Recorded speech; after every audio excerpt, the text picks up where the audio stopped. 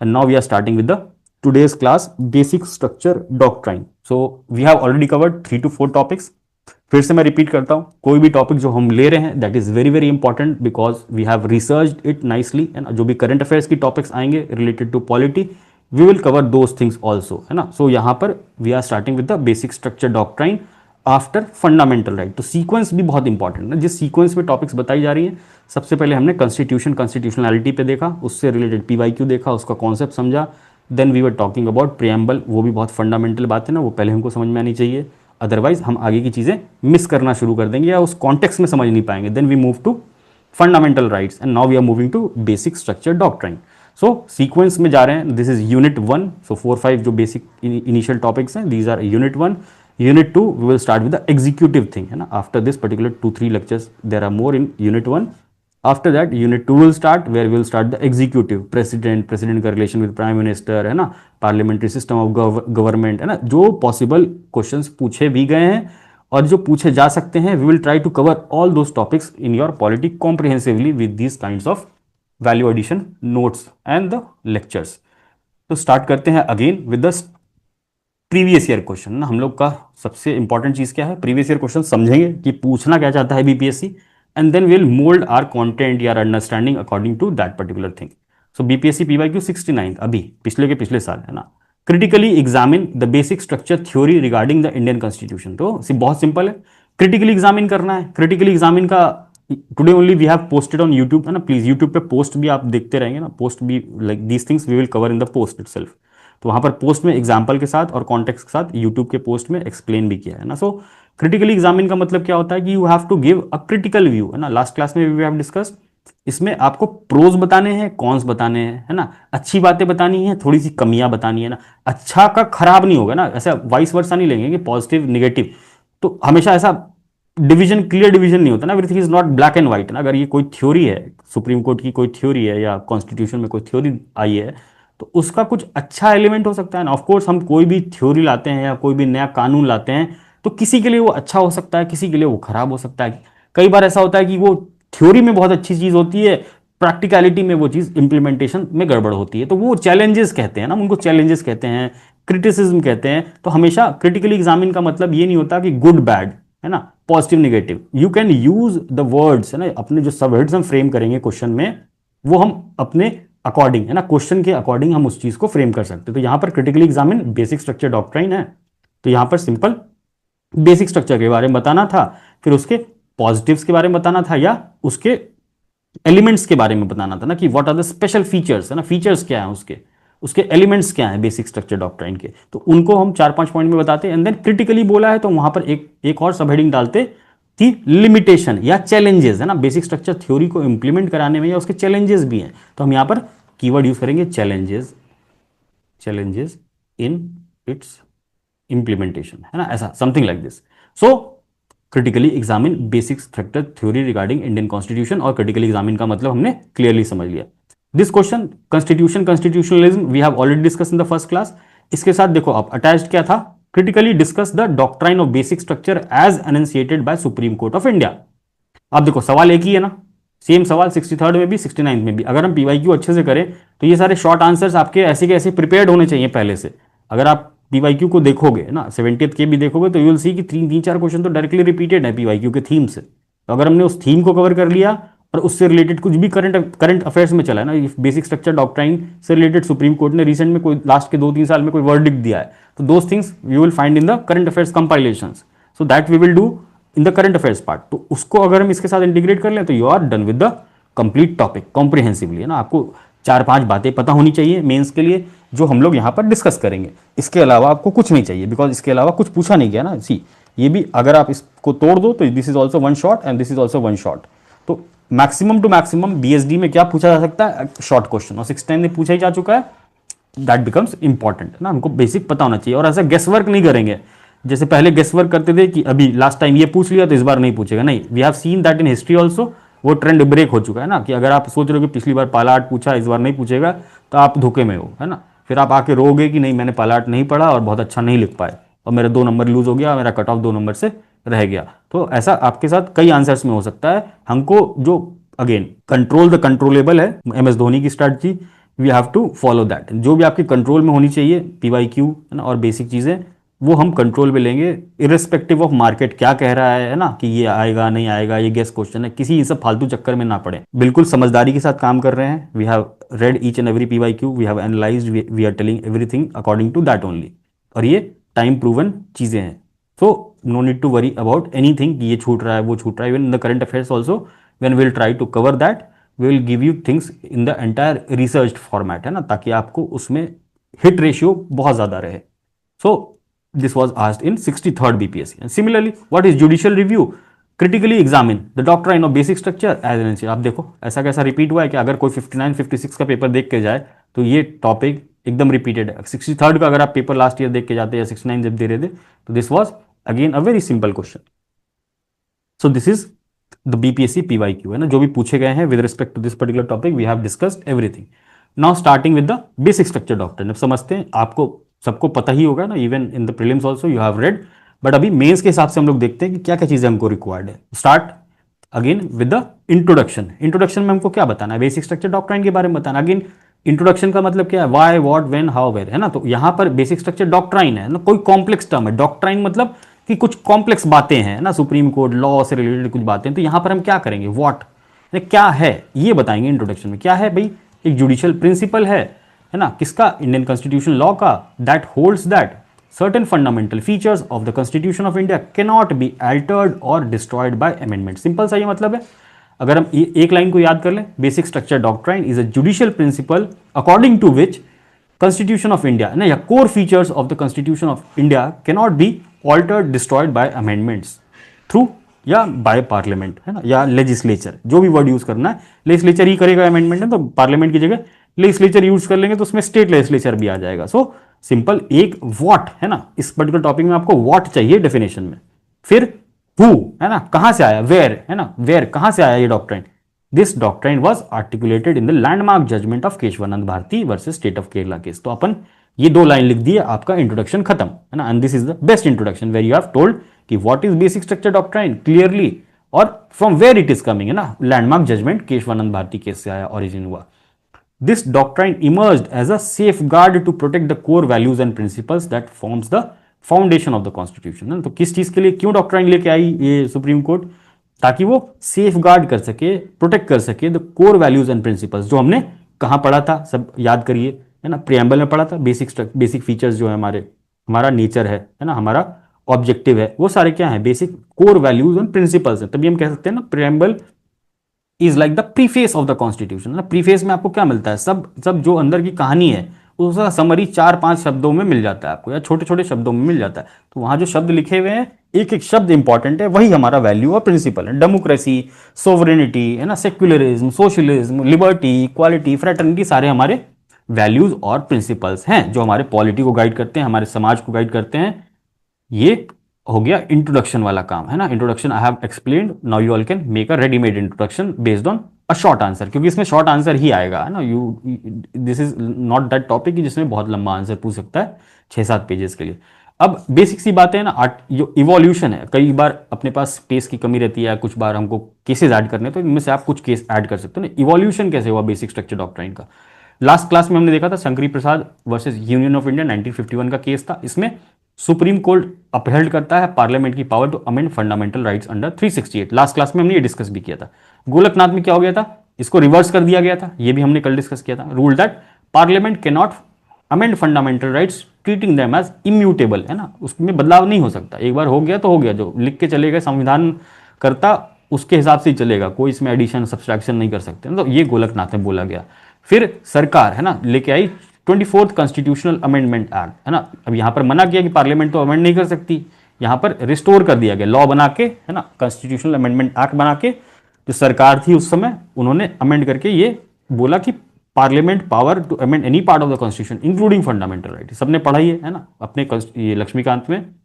तो यहां पर पार्लियामेंट को पावर दे दी गई कि भाई कोई भी फंडामेंटल राइट अब ले सकते। फिर केशवानंद भारती केस आया, यहां पर इंट्रोड्यूस हुआ BSD, parliament can amend the constitution but if it's not it's basic structure, है ना। अब बेसिक स्ट्रक्चर कौन है, क्या है, that we will tell in the judgements, है ना। तो स्लोली 1973 से आज तक सुप्रीम कोर्ट बहुत सारे केसेस में बेसिक स्ट्रक्चर की बात करता है ना। मोस्ट रिसेंट है राइट टू प्राइवेसी, है ना, इन द पुट्टा स्वामी जजमेंट, तो वो भी हमने डिस्कस किया था लास्ट वाली class. Then came 42nd constitutional amendment act, है ना, attempted to limit judicial review and strengthen parliamentary supremacy.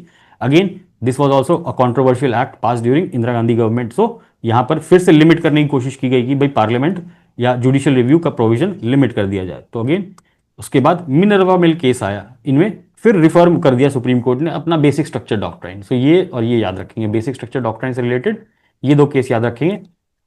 यहां पर फिर से रिफॉर्म किया, held that limited amending powers and judicial review are part of the basic structure. अब देखो यहां पर 42nd कॉन्स्टिट्यूशनल अमेंडमेंट हुआ, सरकार ने लिमिट करने की कोशिश की जुडिशियल रिव्यू की, भाई आप सुप्रीम कोर्ट कौन होते हो, हम ना पार्लियामेंट्री सुप्रीम है, पार्लियामेंट सुप्रीम है।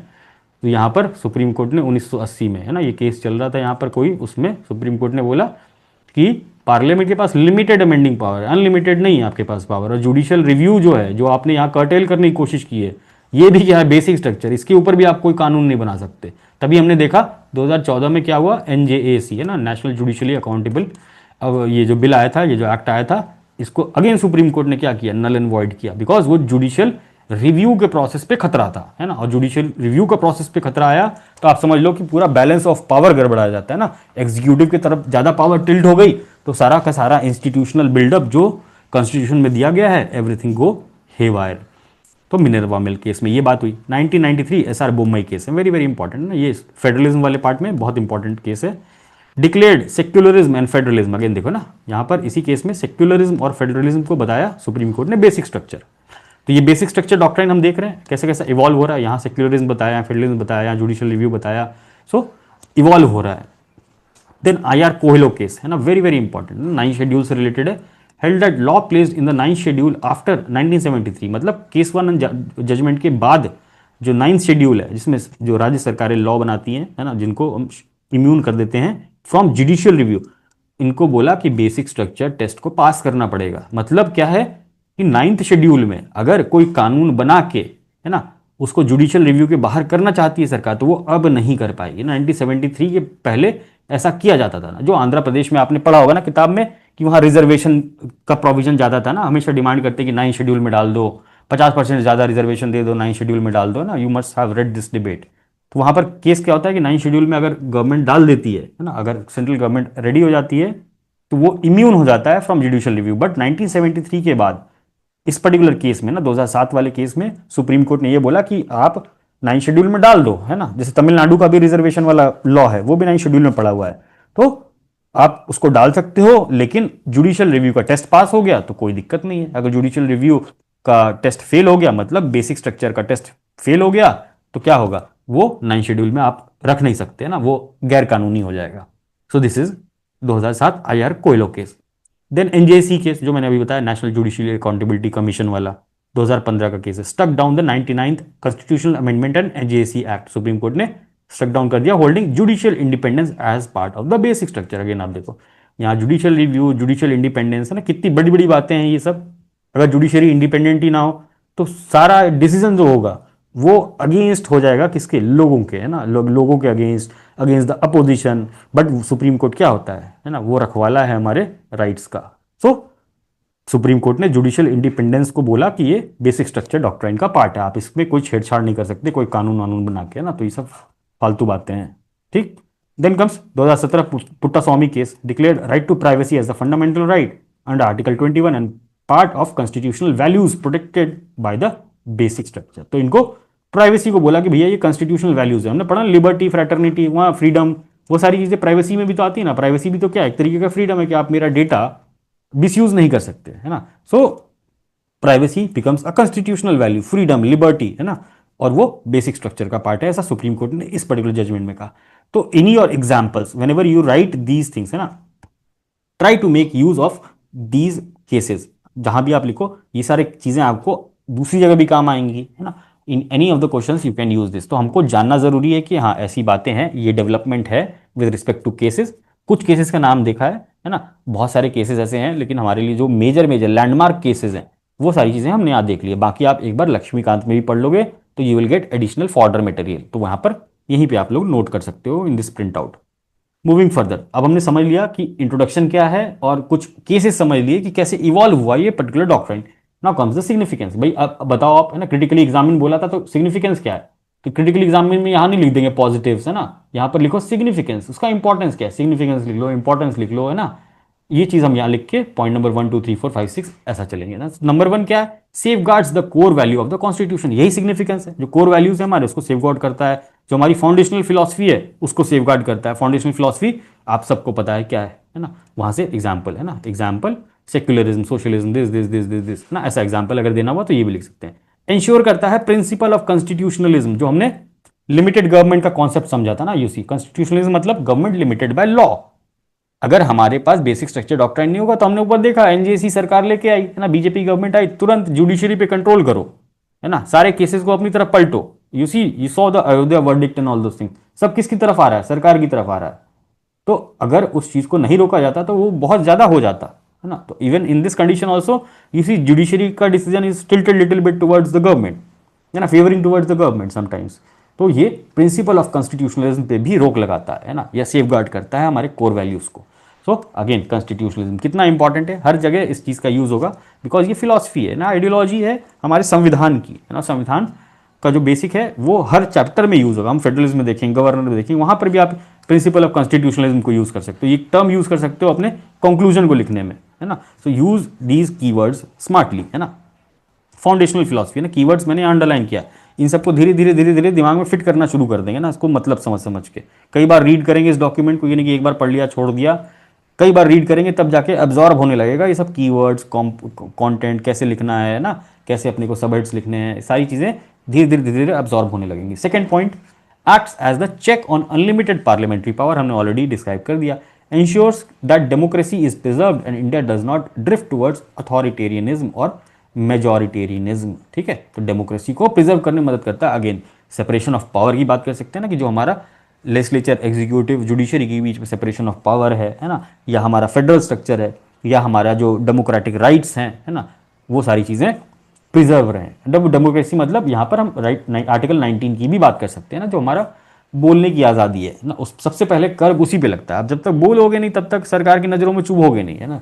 जब आप बोलना शुरू करोगे तो आप सरकार की नज़रों में चुभोगे तो आपके ऊपर एक्शन होगा अननेसेसरी, आपको रोका जाएगा, तो वो डेमोक्रेसी खतरे में आ जाती है ना। तो डेमोक्रेसी को प्रिजर्व करने के लिए भी संविधान में या सुप्रीम कोर्ट के द्वारा ऐसे प्रोविजंस किए गए हैं, ऐसे डॉक्ट्राइंस लेके आए गए हैं जिनसे उस चीज़ को बचाया जा सके, ठीक है।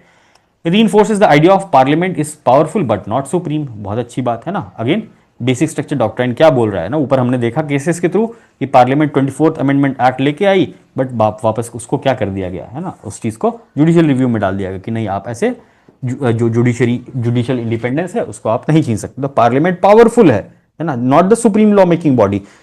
ये चीज हम लोग देखेंगे when will do the parliament वाला part. This is a very repeated question है ना, ये जो स्टेटमेंट है यहाँ पर parliament is powerful but not supreme, ये चीज बहुत इंपॉर्टेंट है, 2 से 3 बार ये चीज पूछी गई है बीपीएससी में मेंस में। When will do parliament chapter will do this things in detail. Preserves the vision of the framers, है ना, जो हमारे संविधान निर्माता थे उनके विजन को वो प्रोटेक्ट करता है।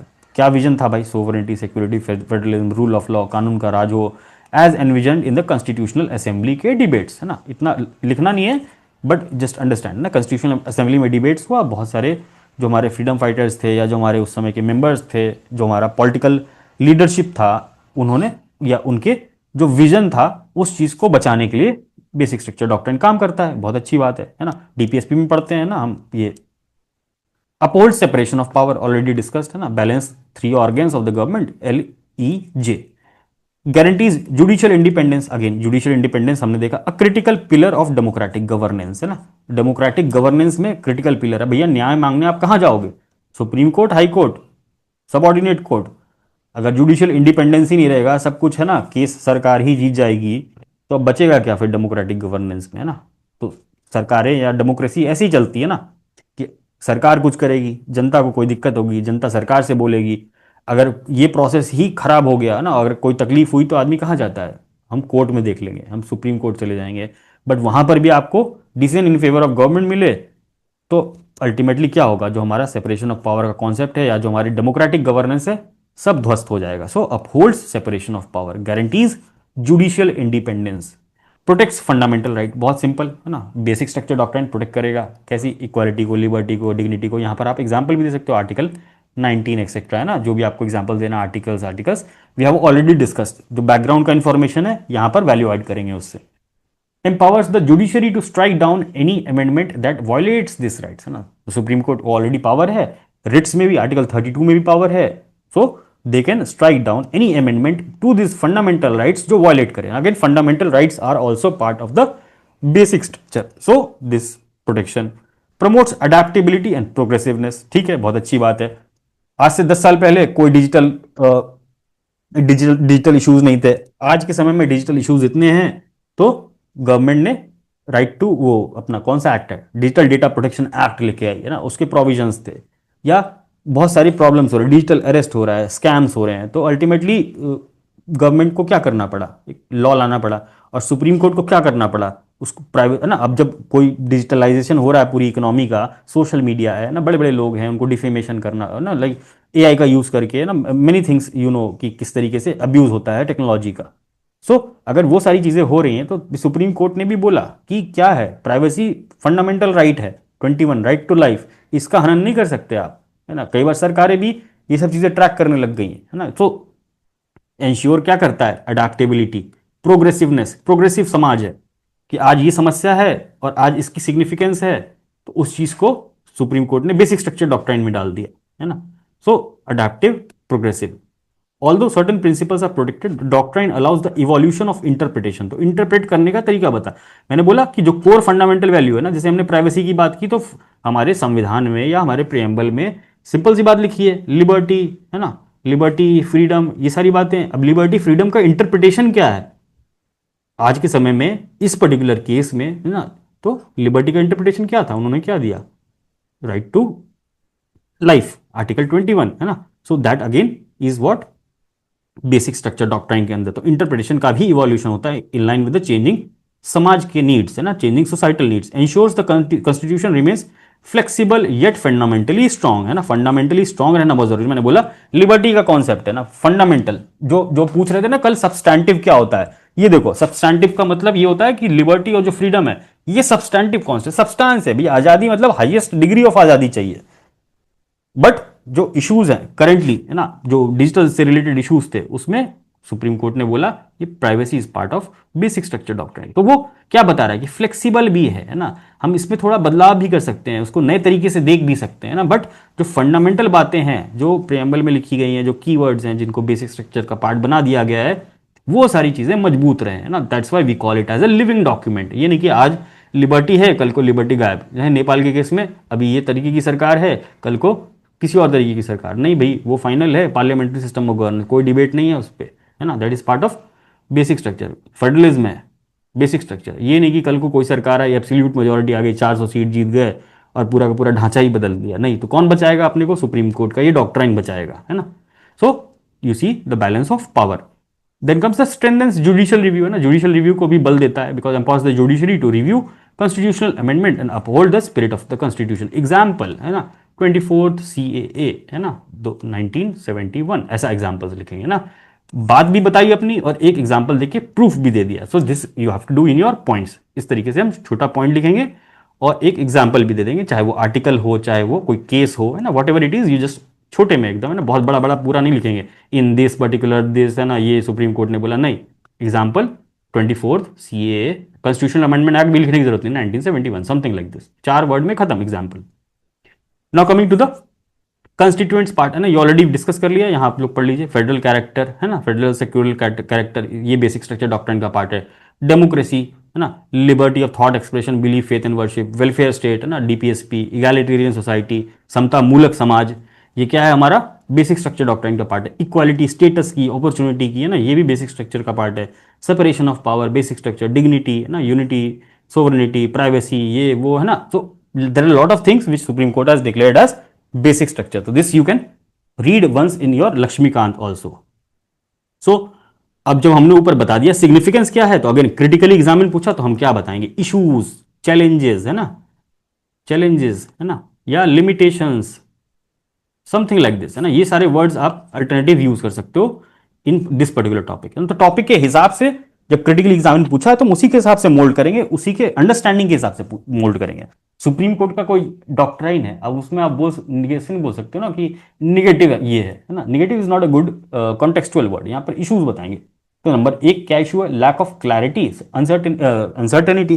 भाई अभी आपको पता ही नहीं है कि कौन अगला डॉक्ट्राइन सुप्रीम कोर्ट क्या इंक्लूड कर दे, तो अनसर्टेनिटी है, क्लैरिटी है ना। Doctrine is not explicitly mentioned in the constitution, इस संविधान में तो लिखा हुआ नहीं है, ये तो सुप्रीम कोर्ट का दी हुई बात है, तो not explicitly mentioned in the constitution leading to ambiguity, है ना, विरोधाभास है ना, एम्बिग्यूटी मतलब विरोधाभास about the exact constitutes what exactly constitutes the basic structure.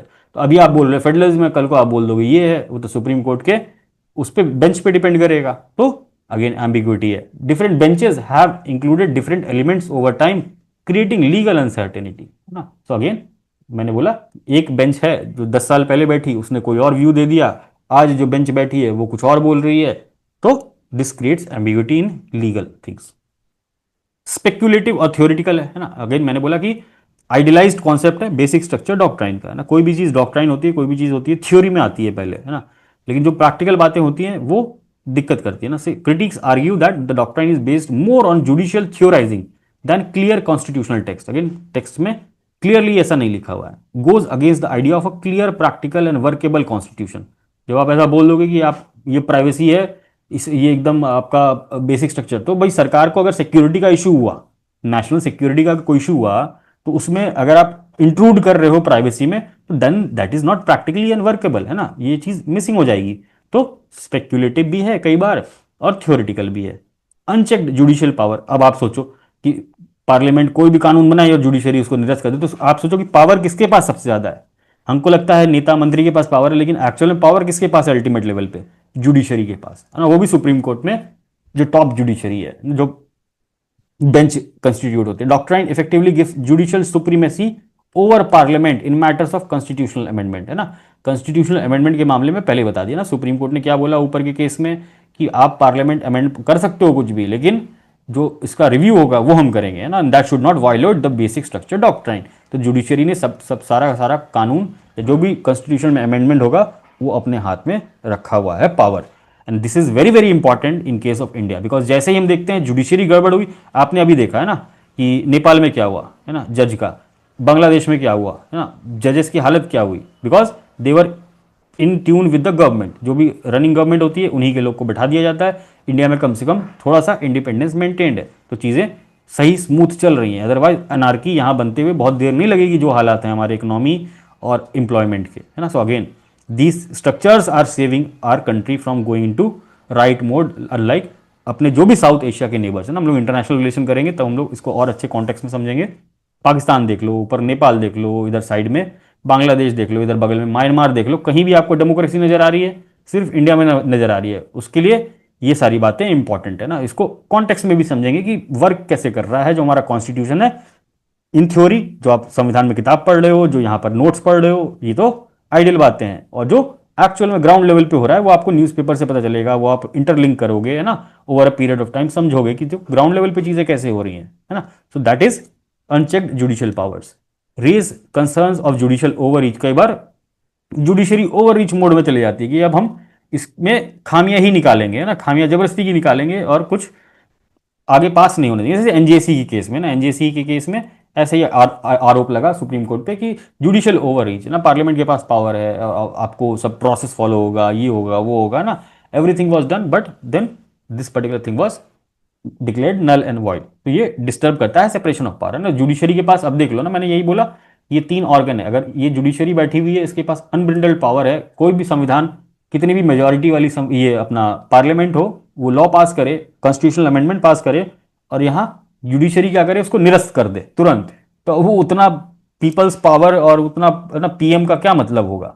तो ये सेपरेशन ऑफ पावर के बैलेंस को भी डिस्टर्ब करता है अगर ओवररीच हो रहा है तो, है ना। तो दोनों केसेस है ना, हम ब्लैक एंड व्हाइट में देखेंगे कि बेसिक स्ट्रक्चर डॉक्ट्राइन है तो ये खराब होगा किसी एक के लिए, नहीं, ये जुडिशरी के लिए भी अच्छी बात है और जुडिशरी के लिए खराब बात भी है कि भाई जुडिशरी को पावर देता है, जनता को बचाता है, लेकिन अगर जुडिशरी में ही ऐसे लोग आ जाएं या जुडिशरी का जो बेंच है वो ऐसा डिसाइड ही कर ले कि ये कानून को निरस्त करना है, जैसे एनजेसी के केस में देखा, तो वो क्या हो जाता है, ओवररीच हो गया, तो वो भी सेपरेशन ऑफ पावर को खराब कर सकता है। अगर पार्लियामेंट के पास पावर एक्स्ट्रा आ जाए, लेजिस्लेचर के पास पावर एक्स्ट्रा आ जाए, तो वो भी खतरनाक है। तो कोई भी चीज़ ब्लैक एंड व्हाइट में नहीं देखेंगे, हमेशा कॉन्टेक्स्ट में देखेंगे, अच्छा ये होगा तो ये हो सकता है, ये होगा तो ये हो सकता है, उस हिसाब से बैलेंस ऑफ पावर चलता है ना। अभी भी पॉलिटिक्स में आप देखोगे या समझोगे आगे जाके, जब सिलेक्ट होगे, when you will interact with people, you will see the ground level realities, you will understand कि कैसे पावर डायनेमिक्स चलता है at the top level. So unchecked judicial power, judiciary as a super legislature, again same बात जो हमने ऊपर बोली, judiciary खुद ही कानून बनाने लग जाती है, जैसे case of NJAC. By striking down constitutional amendments, court may be seen as assuming the legislative functions, which undermines democratic legitimacy, है ना, कि भाई कानून बनाने का काम तो पार्लियामेंट का है, लेकिन यहाँ सुप्रीम कोर्ट ही कानून बनाने लग जा रही है, वही गाइड करने लग जा रही है, वही नियम कानून बताने लग जा रही है, वही कमिटी बना दे रही है ना, सरकार के कानून पे कमिटी बना दे रही है। तो जुडिशरी क्या बन जाती है? As a super legislature. Judicial activism may sometimes override the will of the elected legislature, है ना।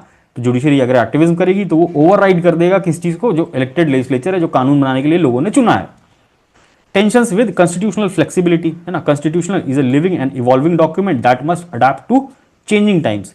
The doctrine may hinder progressive reforms if basic structure is interpreted too rigidly. तो ये भी केस हो सकता है कि जो बेसिक स्ट्रक्चर का डॉक्ट्राइन है उसकी चीजों को बहुत रिजिडिटी के साथ जुडिशरी इंटरप्रेट करे, तो वो इस पर्टिकुलर डॉक्ट्राइन को या इस पर्टिकुलर लिविंग और इवॉल्विंग डॉक्ट्राइन को भी चेंज कर सकती है ना। सो जस्ट सिंपल पॉइंट है ना, kind of limits democratic mandate, same बात। Parliament as the direct representative of people may feel constrained in fulfilling the democratic mandate due to judicial veto, ना। जुडिशरी के पास वीटो है कि हम judicial review कर सकते हैं, कोई भी चीज नल एंड वॉइड कर सकते हैं, तो ये हमेशा ये चैलेंज रहेगा। तो हमने 5-6 चैलेंजेस प्रिपेयर कर लिए या इश्यूज प्रिपेयर कर लिए। आपको मन है, आपको दिमाग में आ रहा है, आपको और सर्च करना है एआई पे, है ना, आप अपने हिसाब से सर्च करिए। इतने पॉइंट्स काफी हैं to address a short answer with examples, है ना, सम रीसेंट चीज। तो this is sufficient.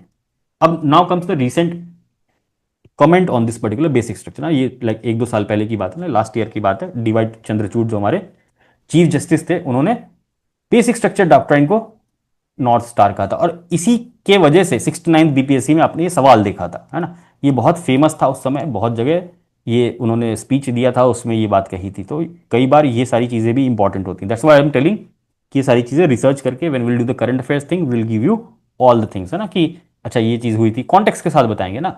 Till then we are just trying to build up our basic fundamentals, है ना। बेसिक स्ट्रक्चर डॉक्ट्राइन की सारी बात पता है, तो अगर कुछ करंट अफेयर्स में चला है तो हम यहाँ पर ऐड कर सकते हैं ना, उससे रिलेटेड पॉइंट्स या उससे बाकी फंडामेंटल बातें तो सेम ही रहेंगी ना। अगर फेडरलिज्म की बात करें तो फंडामेंटल बातें सेम है, जो रिसेंटली इश्यूज हुए हैं बस उनको नोट डाउन कर लेंगे, उसको एग्जांपल्स में यूज कर लेंगे, तो करंट अफेयर्स का वैल्यू एडिशन हो गया। So basic structure doctrine of the constitution क्या बताया उन्होंने? अ गाइडिंग नॉर्थ स्टार, है ना। तो इसमें चंद्रचूड़ ने क्या बोला? compared the basic structure doctrine to the North Star, describing it as an unfailing guide during the times of constitutional uncertainty, है ना। जब भी संविधान में कोई दिक्कत आती है, संविधानवाद में कोई इशू आता है ना, तो ये पर्टिकुलर डॉक्ट्राइन नॉर्थ स्टार की तरह गाइड करता है। सबने ज्योग्राफी में पढ़ा है ना, जो हमारा नॉर्थ पोल है उसके ऊपर एक स्टार रहता है, वो हमेशा फिक्स पोजीशन पे रहता है ना।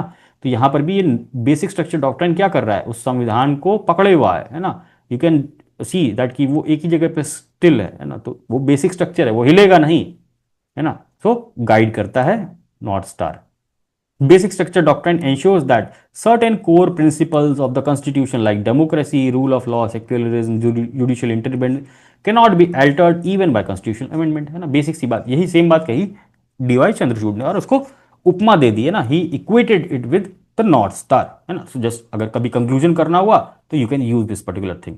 बहुत सारी चीजें ना, we have given you lot of things for conclusion, यहां पर ये चीज भी यूज कर सकते हैं। अब बेसिक स्ट्रक्चर डॉक्ट्राइन और 9th शेड्यूल है। 9th schedule is very very important ना, यूपीएससी में भी इसके ऊपर मेंस में क्वेश्चन पूछा हुआ है ना, आईआर कोयलो के इसके बारे में इन 2018 या 19। तो this is very very important, again same topic के आसपास है, तो we will do this also. Basic structure and 9th schedule. Background क्या है 9th शेड्यूल का, है ना, आर्टिकल 31B सबने पढ़ा होगा लक्ष्मीकांत में जब पढ़ रहे होंगे फंडामेंटल राइट्स। 31B क्या कर रहा था? Provides protection to laws placed in 9th schedule. तो 9th शेड्यूल में जो कानून आप डालते हो वो 31B के तहत डाला जाता है ना, shielding them from being challenged in courts for violating fundamental rights. So go and read article 31B, एक बार जाके वापस से पढ़ेंगे ना, चाहे गूगल करके पढ़ें, चाहे कॉन्स्टिट्यूशन का ऐप इंस्टॉल कर लें मोबाइल में अच्छा वाला कोई, and then read this 31B क्या कहता है। वो बोलता है कि कुछ लॉज, कुछ कानून, है ना, अगर 9th शेड्यूल में डाल दिए जाए तो वो चैलेंज करने से बच जाएंगे in violation of fundamental right. अब इसका पर्पस क्या था ना, ये कब इंट्रोड्यूस हुआ था 9th शेड्यूल? इंट्रोड्यूस हुआ था फर्स्ट कॉन्स्टिट्यूशनल अमेंडमेंट एक्ट। ये प्रीलिम्स में भी कई बार सवाल पूछा जाता है ना कि 9th शेड्यूल कब, किस अमेंडमेंट से आया ना, फर्स्ट कॉन्स्टिट्यूशनल अमेंडमेंट 1951 से आया। इनिशियली इसका एम क्या था? Safeguarding land reform laws, है ना, उस समय लैंड रिफॉर्म्स की बहुत वो जरूरत थी, तो उस चक्कर में ये ऐसे लॉज स्टेट गवर्नमेंट लेके आई। क्योंकि है ना, जो आप पढ़ोगे ना, भूदान आंदोलन चल रहा था विनोबा भावे का, और उस समय इंडिपेंडेंस के बाद गरीबी भी बहुत थी, तो वो जो भी लैंड था ना, वो सबको डिस्ट्रीब्यूट करने की बात की जा रही थी। सोशलिज्म हाई टोन पे था, है ना, एग्रीकल्चर की बात की जा रही थी ना। You might have read the 5 year plans, कि फर्स्ट 5 ईयर प्लान का एम क्या था, ऑब्जेक्टिव क्या था। तो उस समय like everything was going through a different phase, है ना, हर चीज में बदलाव लाने की कोशिश की जाती थी। तो लैंड रिफॉर्म्स, तो सरकार, राज्य सरकार इन लैंड रिफॉर्म्स के कानून को चैलेंज ना किया जा सके, क्योंकि इसका विरोध भी तो होगा ना। आप सोचो कि हम समाज कैसा समाज था आज से 50-60 पहले, आज ही आप देखो बिहार में कैसा समाज है, लैंड बेस्ड एग्रेरियन, है ना। एग्रेरियन जैसे ही समाज होगा वैसे ही क्या होगा, जमीन पे कब्जा, है ना, कब्जा कर लो। So this was the mindset that time also. तो अगर सरकार कोई कानून लेके आए लैंड रिफॉर्म का, तो तुरंत चैलेंज हो जाता सुप्रीम कोर्ट में। और आप देख रहे हो वहां पर हमारे फंडामेंटल राइट्स में क्या इंक्लूड था, प्रॉपर्टी का राइट भी इंक्लूड था। तो यहां पर यह दिक्कत आ रही थी, लैंड रिफॉर्म के लॉ को चैलेंज ना किया जा सके कोर्ट में, वो इन वॉयलेशन ऑफ फंडामेंटल राइट। तो ये पर्टिकुलर अमेंडमेंट लेके आई सरकार, है ना। तो ये कहां से ओरिजिनेट हुआ? 9th schedule, first constitutional amendment, जहां सरकार ने ये शेड्यूल बनाया कि अब जो भी कानून बनेगा, है ना, अगर हम इसको 9th शेड्यूल में डाल देते हैं तो ये जुडिशियल रिव्यू से बच जाएगा। लेकिन इसी चीज को बाद में सुप्रीम कोर्ट ने कब बोला, चेंज किया, है ना, आयर कोयलो केस में, कि आप 9th शेड्यूल में तो डाल सकते हो, लेकिन वो क्या करना चाहिए, वो बेसिक स्ट्रक्चर के फीचर को अल्टर नहीं करना चाहिए। और वो 1973 के पहले का जो भी लिटिगेशन है ना, उसके पहले का जो भी केस चला आ रहा है सुप्रीम कोर्ट में related to this 9th schedule, उनमें तो चलेगा, लेकिन बाद के 1973 के बाद के जो भी कानून है उनको आप 9th शेड्यूल में डालते हो तो वो जुडिशियल रिव्यू का हक हमको है ना। वी आर बाउंड टू, या we are open to judicial review, वो होगा ना। तो ये ऑरिजिन पर्पस स्टार्टिंग में था। अब इसका एक्सपेंशन कैसे होना? Over time the 9th schedule was increasingly used to protect various other laws, not just land reform, from judicial review, raising constitutional concerns. तो अब आपको हाथ में हम दे दें लड्डू, तो आप सोचोगे कि मेरे एक और हाथ में लड्डू आ जाए। अब सरकार आई, पहले तो लैंड रिफॉर्म का बहाना करके, अब ये जेन्युइन रीजन था ना, मैंने अभी एक्सप्लेन किया कि लैंड रिफॉर्म कानून लेके आना है सरकार को, लेकिन फंडामेंटल राइट में राइट टू प्रॉपर्टी भी है। अब आप क्या करोगे? तो हर इंसान पहुंच जा रहा है वहां पर कोर्ट में कि भाई हमारा तो फंडामेंटल राइट है, ये कैसे सरकार लॉ बना के इसको हनन कर रही है? तो सरकार बोली कि भैया इस हिसाब से तो हम समाज को सुधार ही नहीं पाएंगे, कुछ हो ही नहीं पाएगा एग्रीकल्चर में। सेम बात अभी भी जो कृषि कानून पास हुए थे उसमें भी एक वो ना प्रोविजन था ऑफ दिस लैंड कंसोलिडेशन, ठीक है। तो इस वजह से वो भी नहीं हो पाया। आप सोचो कि कितना पावरफुल लॉबी है of this particular agricultural community कि वो चीज नहीं, उसमें गलतियां भी थी, but in the context of land reform ये 2000 जो हमारे किसान कानून आए थे लास्ट 2019 में, उसमें भी ये प्रॉब्लम थी कि जो लैंड कंसोलिडेशन की बात कर रहे थे, ताकि हम बड़े बड़े वहां पर प्रोसेसिंग प्लांट्स बनाए। तो वहां पर दिक्कत ये हो गई कि जो भी चीज़ प्रोसेसिंग प्लांट बनने लगे या जो भी लैंड खरीदा जा रहा था सब अदानी को मिल जा रहा था। तो अगेन उस वजह से उसका सारा का सारा निरस्त हो गया कानून। बाद में सरकार ने उसको विड्रॉ कर लिया अंडर द प्रेशर, है ना। सबने देखा था किसान आंदोलन कितना बड़ा हुआ था। एक्सपेंशन और स्कोप कैसे हुआ, है ना, इसमें सरकार बाद में क्या करने लगी, लैंड रिफॉर्म तो छोड़ो, हम रिजर्वेशन दे रहे हैं चुनाव जीतने के लिए, तो भी इसको 9th शेड्यूल में डलवा दे रहे हैं। और कोई कानून बना रहे हैं उसको भी 9th शेड्यूल में डलवा रहे हैं। तो जुडिशरी बेवकूफ है, आप जो भी बना रहे हो सब 9th शेड्यूल में डालते जा रहे हो और जुडिशरी कुछ ना करे। तो अगेन ये कॉन्स्टिट्यूशनल क्वेश्चन पोज करने लगा कि भैया ये क्या चल रहा है। उसके बाद जो लैंडमार्क जजमेंट आया सुप्रीम कोर्ट का, IR Coelho versus state of Tamil Nadu 2007 में, रीइंफोर्स किया इसमें सुप्रीम कोर्ट ने basic structure doctrine and the principle of judicial review, held that judicial review is part of the basic structure and cannot be excluded by merely placing a law under the 9th schedule। तो इसमें supreme court ने बोला कि judicial review भाई साहब part of basic structure doctrine है, अब आप इसको है ना चालाकी करके 9th शेड्यूल में डाल के इसको बचा नहीं सकते हो। सो सुप्रीम कोर्ट रीअफर्म की जो 1973 के बाद के जो केसेस हैं, है ना, उनमें ये अप्लाई करेगा। 1973 के पहले का केस अनंत भारती केस जब आपका डॉक्ट्राइन बना ही नहीं है, तो अगर आपका पहले का केस है डॉक्ट्राइन बनने के बाद ये चीजें जुडिशियल रिव्यू का पार्ट होंगी, ना। तो फ्रॉम नाउ ऑनवर्ड्स जो भी चीज अगर कोई सरकार लेके आती है, इसीलिए आप लोग सुन रहे होगे ना, बहुत बच्चे बोलते हैं, जैसे बिहार गवर्नमेंट में है ना रिजर्वेशन की पॉलिसी लाने की बात हुई या कास्ट सेंसस की बात हुई, तो बहुत लोग बच्चे एकदम एक्साइटेड होकर बोलते हैं, या बहुत सारे कमेंटेटर्स बोलते हैं कि इनको 9th शेड्यूल में डाल देंगे, या सरकार के ही मंत्री बोलेंगे, है ना, कि 9th शेड्यूल में डलवा देंगे। आम जनता को तो समझ में नहीं आएगा 9th शेड्यूल का क्या मतलब है। अभी हमने पढ़ा है तो हमको समझ में आ रहा है, उनका बोलना है अगर कहीं पे आंदोलन हो रहा है तो वो बोल देंगे कि नहीं नहीं, इसको कानून को 9वें शेड्यूल में डलवा दिया जाएगा, आप लोग को कोई दिक्कत नहीं होगी ना, सरकारें ऐसे बेवकूफ़ बनाती हैं। 9 शेड्यूल में डल जाएगा तो क्या होगा, अभी भी जुडिशियल रिव्यू होगा, बिकॉज ये पर्टिकुलर जजमेंट अभी एक्टिव है ना। In this judgment Coelho case में 1973 के बाद के जो भी कानून बने ना, आज के डेट में बन जाए तो that is also not immune to judicial review. So very very landmark case.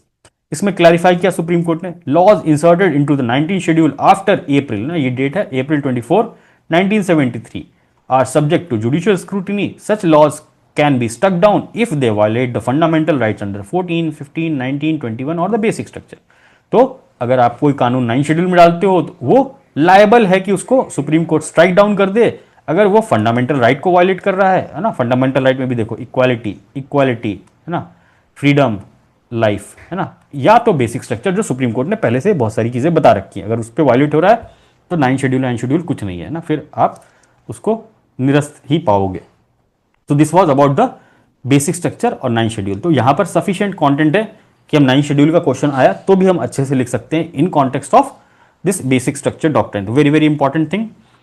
Conclusion, अब फाइनली कंक्लूड करना है तो there are lot of things है ना, बेसिकली उसको समराइज कर देंगे। ऊपर नॉर्थ स्टार वाला बताया, इवन इंट्रोडक्शन में जो सेकंड पैराग्राफ है उसको भी हम कंक्लूजन की तरह यूज कर सकते हैं। तो आप अपना ब्रेनस्टॉर्म करो बैठ के कि हम क्या कंक्लूड करें ना, 3-4 तरीके के कंक्लूजन बैठ के लिखो है ना, then only you will get a test, you will get a idea कि ना ये आया तो ये लिख देंगे, ये आया तो ये लिख देंगे, ये बड़ी अच्छी लाइन है, ये बड़ा अच्छा कीवर्ड है। सो मेक है ना, दिमाग लगाएंगे, ऐसा धीरे धीरे होगा ना, ऐसा एक दिन में नहीं होगा कि आज ही आप पढ़ो आज ही आपको सब कुछ समझ में आए, मल्टीपल बार पढ़ना पड़ेगा। जितने डिटेल में समझाया है उस लेवल पे जाके चीजें समझो है ना। Read this, watch the video multiple times and I am very sure कि आप लोग बहुत अच्छा कंक्लूजन लिख सकते हो ना। तो यहाँ पर कंक्लूड कैसे करेंगे भाई, बेसिक सिंपल सी बात है, बेसिक स्ट्रक्चर डॉक्ट्रिन इंश्योर करता है constitution remains the enduring foundation of governance. Enduring मतलब लगातार चलने वाला है ना, एंड्योर, एंड्योरेंस है ना, foundation of governance in India.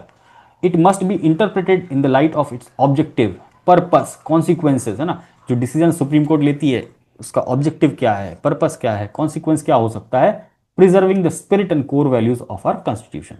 While constitutional amendments are essential for progress, they must not destroy or distort the constitutional identity है ना, जो हमारे संविधान की आइडेंटिटी है उसको ही डिस्ट्रॉय ना कर दे कोई अमेंडमेंट आके। The original framework must remain traceable. जो हमने बात की फ्रीडम की, जैसे मैंने एक्सप्लेन किया, प्राइवेसी है तो वो कहां से ट्रेस हो रही है, अपने फ्रीडम से, लिबर्टी से। Upholding principles like democracy, rule of law, fundamental rights even after the amendment. So this was all about the conclusion. यहां पर मेरे ख्याल से नॉर्थ स्टार वाला या कोई ना सुप्रीम कोर्ट का स्टेटमेंट या किसी लीगल लिमिनरी ने उस पर्टिकुलर चीज के बारे में बोला है। आप लोग थोड़ा सा और सर्च करेंगे ना, कैसे सर्च करेंगे, आपको गुड कोर्ट्स है ना, कोर्ट्स जजमेंट्स है ना, बाय लॉयर्स है ना, या सुप्रीम कोर्ट जजेस या सम है ना, maybe some prime minister है ना, इन लोगों ने स्टेटमेंट कभी ना कभी दिया ही होगा। तो एक दो लाइन आपको मिल जाए तो आप 3-4 चीजें याद करके रखोगे और पंच लाइन की तरह आप कंक्लूजन में उसको यूज कर सकते हो। North star is the best thing है ना, अभी के लिए नॉर्थ स्टार बेस्ट है। एंड सिंपल में जाना है तो this is the simple thing है ना, आप बेसिक उसकी समरी दे सकते हो in the conclusion part. So this was all for today's class. We have discussed this particular topic in so detail because ये बहुत इंपॉर्टेंट है समझना। एक बार फाउंडेशन आपकी स्ट्रांग हो जाए then you will be master in the polity section also है ना, जिससे सब लोग को डर लगता है। तो this was all, now we will take the doubts everyone. Sir जो क्वेश्चन है, हम्म एक